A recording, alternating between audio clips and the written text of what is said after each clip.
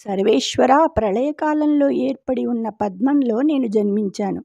నీ స్వరూపం దర్శించాలనే కోరికతో అనేక సంవత్సరాలు తపస్సు చేశాను. అనేక యజ్ఞాలు చేశాను. అయినా నిన్ను దర్శించలేకపోయాను. భయపడ్డాను.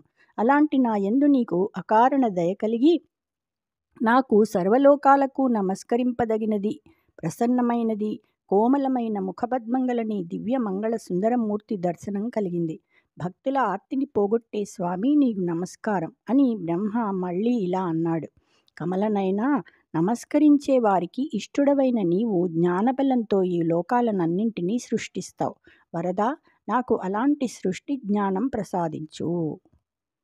భవదుదర ప్రభూతమగు పద్మమునందు వసించియున్న నేన విరళతావకీన కలితాంశమునందనరారు విశ్వముంద విలిరచించుచున్ బహువిధంబుల బల్కెడి వేదజాలముల్ శివతరమై ఫలింప కృపసేయుము భక్త ఫలప్రదాయక. నీ ఉదరంలో నుంచి జనించిన పద్మంలో నేనున్నాను. నీ అంశంలో నిబిడీకృతమైన విశ్వాన్ని సృష్టిస్తూ అనేక విధాలుగా 4 ముఖాలతో పలికే వేదమంత్రాలను మంగళకరమై ఫలించేటట్లు భక్తులకు సత్ఫలాలను ప్రసాదించే స్వామి దయచేయవలసినది. జై శ్రీకృష్ణ.